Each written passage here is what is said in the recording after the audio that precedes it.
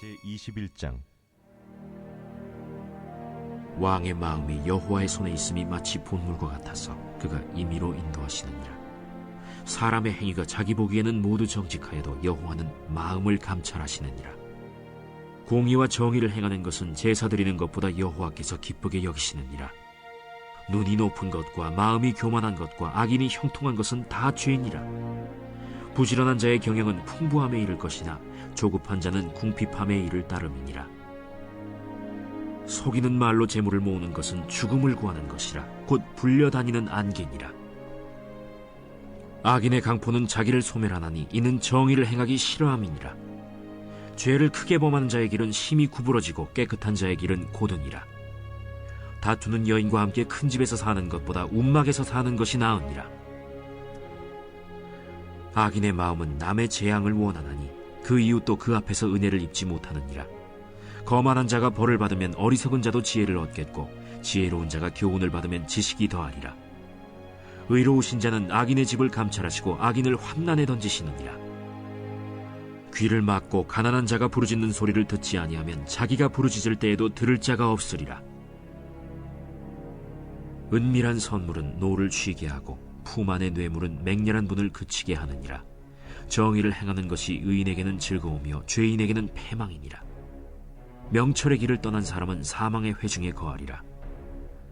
연락을 좋아하는 자는 가난하게 되고 술과 기름을 좋아하는 자는 부하게 되지 못하느니라. 악인은 의인의 속전이 되고 사악한 자는 정직한 자의 대신이 되느니라. 다툼의 성내는 여인과 함께 사는 것보다 광야에서 사는 것이 나으니라. 지혜 있는 자의 집에는 귀한 보배와 기름이 있으나 미련한 자는 이것을 다 삼켜버리느니라. 공의와 인자를 따라 구하는 자는 생명과 공의와 영광을 얻느니라. 지혜로운 자는 용사의 성에 올라가서 그 성이 의지하는 방벽을 허느니라.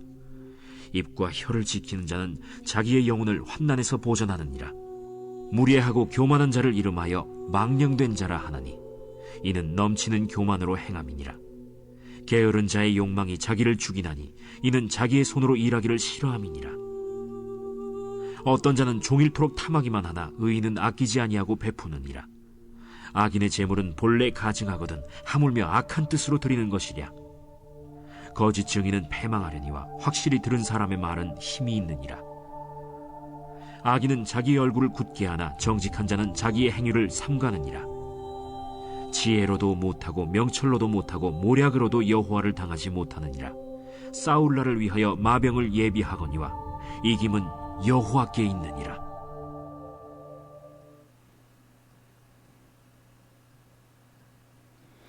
자, 오늘 잠언 21장입니다. 도덕적인 여러 교훈을 말하지요. 1절로 3절은 서론적 내용입니다. 하나님의 섭리와 통치에 대한 말씀입니다. 왕의 마음이 여호와의 손에 있음이 마치 본물과 같아서 이렇게 시작하고 있습니다. 그가 임의로 인도하시느니라고 하는 말씀이지요.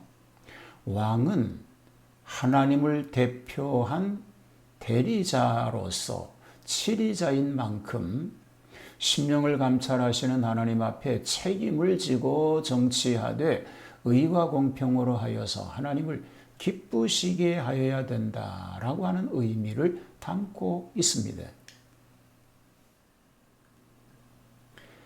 남을 대하여 강포한 행위는 결국 자신을 향하여 강포를 행함같이 보응이 될 것입니다.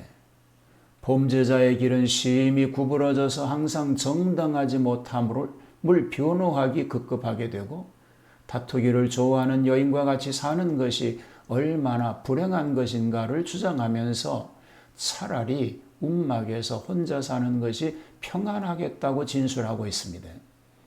자금과 조급, 기만과 강포, 분쟁과 소요, 기타 일반적인 악행들을 경계하고 있는 것입니다. 10절에서 25절은 우매하고 무자비함을 경계합니다. 남의 장점을 찾는 자는 남을 칭찬하게 되고 남의 단점을 찾는 자는 남을 악평만 하게 되는데 악인이란 남의 단점만 찾아 증오하게 되고 거만한 자가 벌을 받으면 어리석은 자는 경성하겠고 지혜로운 자는 지식을 더할 수 있다고 하였습니다. 하나님은 상선벌악하시는 재판장이십니다. 그러므로 불의가 깊게 견디지 못하는 것입니다. 욕심쟁이 부자처럼 가난한 자의 부르짖음을 귀를 막고 듣지 않으니 자신이 음부에서 부르짖게 될 때 들어줄 자가 없겠다고 말하고 있습니다. 14절의 뇌물은 장려함이 아닙니다. 상대를 기쁘게 하며 유익을 말합니다. 공의는 죄인에게 패망이 되고 명철을 떠난 생활은 사망의 회중에 있으리라고 합니다. 술과 기름을 좋아하며 연락을 즐기는 자는 가난하게 되며 악인은 의인의 대속이 되며 괴사한 자는 정직한 자의 대신이 된다고 진술하고 있습니다. 다투며 성내는 여인과 동거하는 일은 차라리 광야에서 홀로 사는 것보다 더 불행할 것을 경계합니다. 미련한 자는 가정에서도 낭비와 허비를 일삼는 것입니다. 21절부터 의와 인파를 사모하는 자가 생명과 의와 영광을 얻을 것이라고 말합니다. 지혜로운 자는 군대나 성벽보다도 강하고 입과 혀를 잘 지켜 근신절제하는 자는 영혼까지도 환난에서 보존한다고 하였습니다. 넘치는 무례함과 교만으로 망령되이 행하는 자와 손으로 일하기를 싫어하는 게으름뱅이는 결국 탐욕이나 부리다가 패망하게 된다는 것입니다.